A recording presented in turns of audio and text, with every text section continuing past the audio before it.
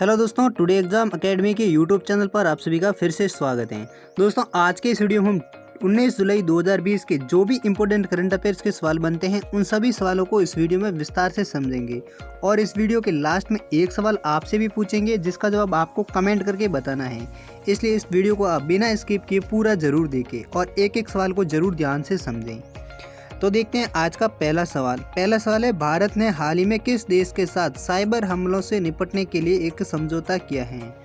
तो दोस्तों, भारत ने हाल ही में इजराइल देश के साथ साइबर हमलों से निपटने के लिए और एक आपसी सहयोग बढ़ाने के लिए इजराइल देश के साथ समझौते पर हस्ताक्षर किया है। इजराइल में भारत के राजदूत संजीव सिंगला और इजराइल के राष्ट्रीय साइबर निदेशालय के महानिदेशक यंगल उनाके ने 15 जुलाई 2000 को इस समझौते पर हस्ताक्षर किए थे। तो दोस्तों, इस सवाल का कौन सा सही जवाब हो जाएगा? वो है ऑप्शन बी है वो सही जवाब हो जाएगा। यानी भारत ने इजराइल देश के साथ साइबर हमलों से निपटने के लिए एक समझौते पर हस्ताक्षर किए थे। और कब किए थे? वो किए थे 15 जुलाई को। ठीक है।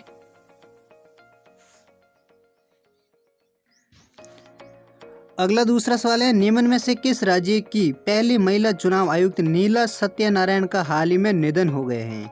तो दोस्तों, हाल ही में महाराष्ट्र की पहली चुनाव आयुक्त बनकर इतिहास रचने नीला सत्यनारायण हैं, जिनको एक निजी अस्पताल में कोरोना वायरस की बीमारी के कारण उनका निधन हो गया है, जो 1972 की IAS अधिकारी भी रह चुकी हैं। तो दोस्तों, इस सवाल का कौन सा सही जवाब है? वो है ऑप्शन ए, यानी महाराष्ट्र राज्य की पहली महिला चुनाव आयुक्त जिसका नाम था नीला सत्यनारायण, जिनका हाल ही में कोविड-19 यानी कोरोना वायरस के कारण निधन हो गया है। अगला तीसरा सवाल है, हाल ही में किसने पाकिस्तानी तालिबान नेता नूर महसूद को वैश्विक आतंकवादी घोषित किया है? तो दोस्तों, हाल ही में संयुक्त राष्ट्र परिषद की 1267 ISIL और अल-कायदा प्रतिबंध समिति ने 42 वर्षीय नूर महसूद को 16 जुलाई 2020 को प्रतिबंध की सूची में डाला है। और इसके लिए भारत ने संयुक्त राष्ट्र की बैठक में पाकिस्तान पर दबाव बनाया और पाकिस्तान को एक आतंकवादी देश के रूप में साबित करने के लिए प्रेशर बनाया था। इसलिए संयुक्त राष्ट्र की परिषद संघ के जिन्होंने पाकिस्तान के और तालिबान नेता नूर महसूद को वैश्विक आतंकवादी घोषित किया है। तो इस सवाल का सही जवाब हो जाएगा वो है ऑप्शन बी है वो सही जवाब है।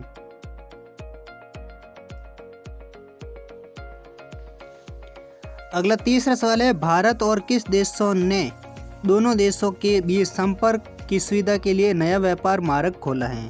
तो दोस्तों, हाल ही में भारत ने अपने पड़ोसी देश भूटान ने पश्चिम बंगाल के जयगांव और भूटान के पसा के बीच नया व्यापार मार्ग खोल दिया है। और जयगांव और पसाका के बीच यह लिंक है वो कोरोना वायरस के समय दोनों देशों के बीच संपर्क सुविधा को प्रदान करेगा। तो दोस्तों, इस सवाल का सही जवाब क्या हो जाएगा? ऑप्शन डी है वो सही जवाब हो जाएगा। यानी भारत और भूटान देश दोनों देश हैं जो संपर्क की सुविधा के लिए एक नया व्यापार मार्ग खोला है।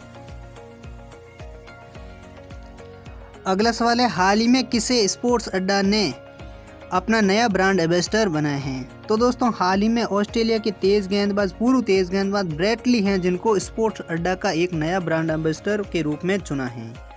और दोस्तों, स्पोर्ट्स अड्डा है जो एक भारतीय समाचार और सूचना प्लेटफॉर्म है जो क्रिकेट, फुटबॉल, कबड्डी से जुड़ी ताज़ा जानकारी, अपडेट और आंकड़े प्रदान करता है। यानी स्पोर्ट्स अड्डा एक स्पोर्ट्स की भारतीय वेबसाइट है जिसका हाल ही में ऑस्ट्रेलिया के पूर्व तेज गेंदबाज ब्रेट ली हैं उनको अपना ब्रांड एम्बेसडर चुना है। यानी इस सवाल का सही जवाब क्या हो जाएगा? ऑप्शन बी है वो सही जवाब हो जाएगा।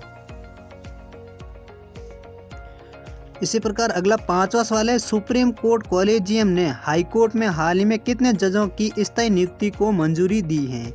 तो दोस्तों, हाल ही में सुप्रीम कोर्ट कॉलेजियम ने हाई कोर्ट में हाल ही में पंजाब व हरियाणा, हिमाचल प्रदेश व कलकत्ता हाई कोर्ट के 9 जजों की स्थायी नियुक्ति को मंजूरी दी है। और इन न्यायाधीश जस्टिसों में मंजूरी है वो नेहरू कौल, जस्टिस हरसिमरन और सिंह सेट्टी और जस्टिस अरुण मोगा और अन्य जज भी शामिल हैं। तो दोस्तों, हाल ही में सुप्रीम कोर्ट कॉलेजियम ने 9 स्थायी जजों की नियुक्ति के लिए मंजूरी दी है। कितने जजों के लिए? 9 जजों के लिए। और किसने दी ये मंजूरी? सुप्रीम कोर्ट कॉलेजियम ने।